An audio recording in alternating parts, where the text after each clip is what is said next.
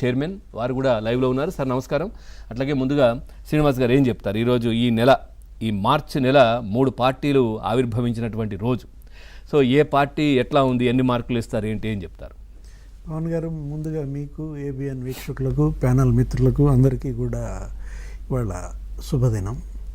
ఎందుకంటే ఇది మనం బబుల్ పార్టీ, బుల్ పార్టీస్.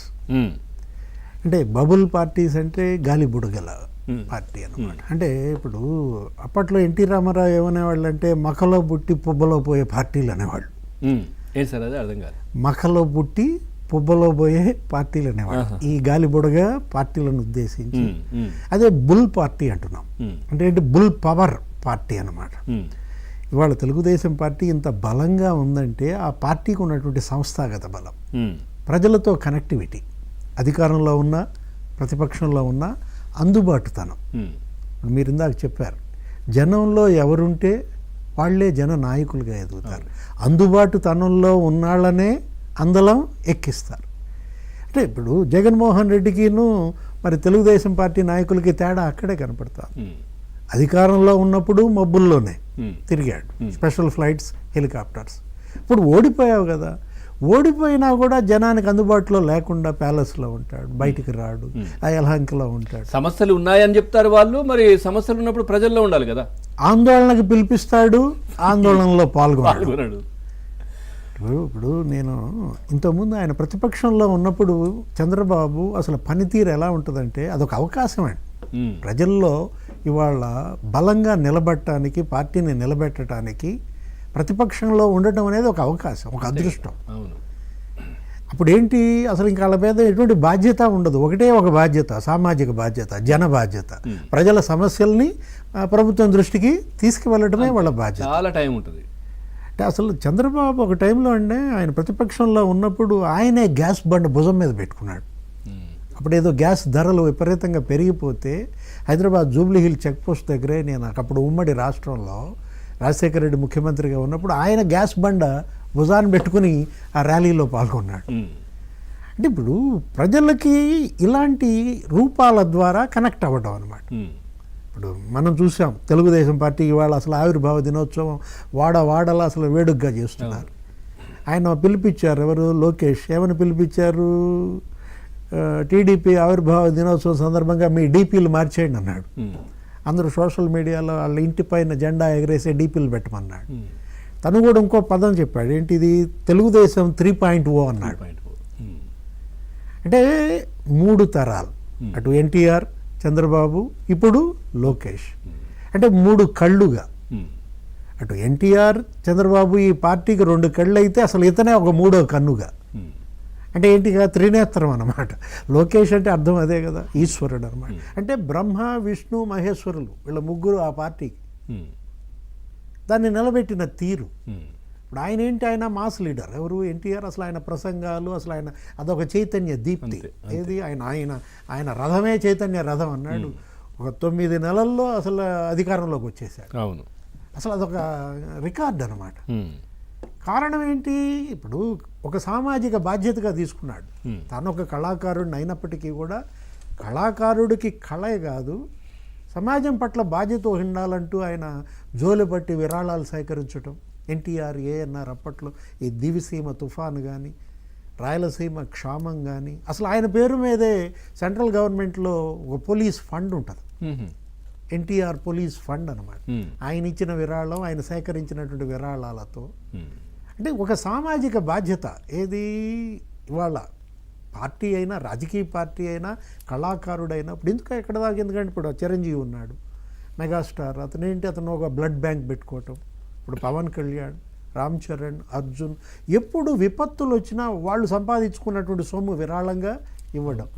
మొన్న తలసేమియా వ్యాధిగ్రస్తులకు కూడా ఇది ఇచ్చినట్టున్నారు. పవన్ కళ్యాణ్ ఒక 50 లక్షలు ఎంతో. అంటే ఇవాళ ప్రజల్లో అవన్నీ కూడా ఏంటి, ముద్ర పడతాయి. జగన్మోహన్ రెడ్డి గారు ఇవ్వరా? జగన్మోహన్ రెడ్డి ఇప్పుడు ఆయన సంపద ఏంటి, ఆయనకేంటి, అసలు 1,00,000 కోట్లని అప్పట్లో పుస్తకాలు వేశారు. తెలుగుదేశం, జనసేన, ఇప్పుడు కేసీఆర్, సిపిఐ, సిపిఎం, రాఘవులు, వీళ్ళందరూ కూడా అప్పుడు ఢిల్లీ పెద్దలకి ఇచ్చారు. రాజా ఆఫ్ కరప్షన్ అని, మైనింగ్ మాఫియా అని. సిబిఐఏ తేల్చింది కదా 43,000 కోట్లు ఆయన సంపద 5 ఏళ్లలో కొల్లగొట్టాడని. అట్లాగే సార్ నాకు ఇప్పుడు వీళ్ళందరూ ఇస్తుంటారు కదా, మరి జగన్మోహన్ రెడ్డి గారు ఆ కార్యకర్తలకు ఏమి ఇవ్వరా? అంటే ఇన్కమింగే, ఆ ఫోన్కి అవుట్ గోయింగ్ లేదు ఉండదని ఒక అంటే ఫోన్కైనా ఈ ప్రాపర్టీలు డబ్బులు ఇవైనా ఏదైనా అన్ని ఇన్కమింగ్ లోపల వేసుకోవటం తప్ప బయటికి తీయటం అనేది తెలియదు. నిన్నంటే ఎవరు ఆయన జోగి రమేష్ పరామర్శకో ఎక్కడికో వెళ్తే ఏదో వాళ్ళ పార్టీ గ్రామ అధ్యక్షుడు ఎవరో స్ట్రోక్ వచ్చి చనిపోయినట్టున్నాడు. ఆ జనం ఆ ఒరవడి ఆ దీంట్లో చనిపోతే ఎవరు అసలు అతను సహాయం చేసిన పరిస్థితి లేదు. ఆ కుటుంబం అంట లోకేష్కి ఏదో ట్వీట్ పెట్టినట్టున్నారు. వెంటనే నా ఆఫీస్ మిమ్మల్ని సంప్రదిస్తుందని లోకేష్ రీట్వీట్ చేసేసరికి మరి పరువు పోద్దనుకున్నారో ఏమో, 1,00,000 2 లక్షలు వెళ్ళి ఇచ్చినట్టున్నారు. ఎందుకు ఆ బుడమేరు పొంగి బెజవాడ మునిగింది. మీరు మనం చూసాం అసలు ఎంత, అసలు బెజవాడ మామూలుగా అతలాకుతలం. ఆ రోజు జగన్మోహన్ రెడ్డి ఏం చేశాడు, ₹1 కోటి ప్రకటించాడు. మొన్న ఒక 4 నెలల క్రితం కౌన్సిల్ అడిగినట్టుంది హోమ్ మినిస్టర్ అనిత, ఏమైంది ఆ ₹1 కోటి ఇంతవరకు రాలేదు ఏంటనంటే, బొత్స సత్యనారాయణ ఏదో పాల ప్యాకెట్లు ఇచ్చామనో ఏదో చెప్పినట్టు. అవన్నీ లెక్కలు, పాలు నీళ్లు అవన్నీ లెక్కలేసి కోటి అయినా ఇవే. అంటే ఇవాళ తెలుగుదేశం పార్టీ అదేంటి, ఒక సామాజిక సంస్థగా, ఒక స్వచ్ఛంద సంస్థగా, అటు వాళ్ళకు ఒక ట్రస్ట్, ఎన్టీఆర్ చారిటబుల్ ట్రస్ట్ ఏంటి, అటు భువనేశ్వరి మేడం, అటు ఎన్టీఆర్ బ్లడ్ బ్యాంక్ అని, లేకపోతే స్కూల్స్ పెట్టారు. ఫ్యాక్షన్ వల్ల నక్సల్స్ వల్ల దెబ్బతిన్న ఆ పార్టీ కార్యకర్తల కుటుంబాలు, ఆ పిల్లలకు వీళ్ళే ఉచిత చదువు. ఇక్కడేది ఎన్టీఆర్ మోడల్ స్కూల్ గండిపేట అని, చల్లపల్లి అని, ఆయన బాలకృష్ణ బసవతారకం క్యాన్సర్ హాస్పిటల్. అంటే ఇప్పుడు ఇది ఒక సోషల్ రెస్పాన్సిబిలిటీ. అవును, పొలిటికల్ పార్టీ కూడా సామాజిక బాధ్యతగా తీసుకుంటేనే ఇవాళ మనుగడ. అంతే కదా. అందుకే అంటోంది సామాజిక బాధ్యతనే కదా సార్ పొలిటికల్ పార్టీలు కూడా. నిజంగా వాళ్ళ ఉద్దేశం నిజంగా పెడుతున్నారు అని అంటే ప్రజల కోసమే కదా, వాళ్ళకి ఏదో చేయాలని, అధికారం కోసము అనేది కాకుండా ఉండాలి. తెలుగుదేశం అంటేనే ఒక ఎమోషన్ అండి, అది ఒక భావోద్వేగం. ఆ రోజు ఏంటి ఆయన ఒక పిలిపించారు, తెలుగుదేశం పిలుస్తోంది రా కదిలిరా అంటే అసలు జనం వేల వెర్రిగా ఆయన రథం వెంట పరుగులు తీయటం. అదే చంద్రబాబు, ఏది చంద్రబాబు వచ్చేసరికి ఆయన ఒకటి తీసుకున్నారు ఏంటి, అటు డెవలప్మెంట్, ఇటు వెల్ఫేర్, నెక్స్ట్ ఎంప్లాయ్మెంట్. ఆయన ఇచ్చినటువంటి ప్రధాన ప్రాధాన్యత అటు ఎడ్యుకేషన్, నెక్స్ట్ ఎంప్లాయ్మెంట్. ఒక 300-400 ఇంజనీరింగ్ కాలేజీలు పెట్టేశాడు. ఐటీ రంగాన్ని, లేకపోతే ఫార్మా, ఈ బయోటెక్నాలజీ, ఇవన్నీ కూడా ఇవాళ ఇప్పుడు నిన్న ఏదో అన్నారు ఆయన, నిన్న మాట్లాడుతూ అసెంబ్లీలో, తెలంగాణ అంట ఈరోజు 1,40,000 కోట్లు సొంత రాబడి ఖజానాకు వస్తుంటే 1,10,000 కోట్లు హైదరాబాద్ నుంచి అంట. హైదరాబాద్ గ్రోత్ ఇంజిన్గా మరి ఆయన మార్చిన విధానం, ఈ ఔటర్ రింగ్ రోడ్, లేకపోతే ఈ ఫ్లైఓవర్స్, వీటి వల్లే దగ్గర ఒక 25% ఆదాయం వస్తుంది ఈ రెండింటి వల్లే. అంటే సంపద సృష్టి అంటే అది.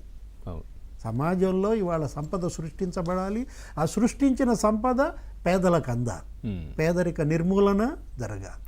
ఇదొక మూల సిద్ధాంతం. Right sir. బాలకోటే గారు నమస్కారం సార్. రైట్, ఇక సత్యమూర్తి గారు కూడా జాయిన్ అయ్యారు, రాజకీయ విశ్లేషకులు, సీనియర్ జర్నలిస్ట్. సార్ నమస్కారం. రైట్, బాలకోటే గారు ఎట్లా మీ విశ్లేషణ ఏంటి, దీనికి సంబంధించి ఏం చెప్తారు? 3 పార్టీల ఆవిర్భావం ఈ నెలలోనే జరిగింది, అట్లాగే ఏ పార్టీ ఏ విధంగా ఉంది మనం చూస్తూ ఉన్నాం, ఎవరు ప్రజలకు అందుబాటులో ఉన్నారు, ఏది ఎట్లా జరుగుతుంది ఏంటి? మీరు కూడా ఒక జర్నలిస్ట్గా కూడా ఉన్నారు. పవన్ గారు నమస్తే. సార్ నమస్తే. డివి శ్రీనివాస్ గారికి అలానే సత్యమూర్తి గారికి కూడా నమస్కారాలు. సార్, ఈ రోజున పసుపు చొక్కా వేసుకున్న ప్రతి ఒక్క కార్యకర్తకి గర్వపడే రోజు, ఒత్తు ఘాతు పలుకుతున్నా గర్వపడే రోజు.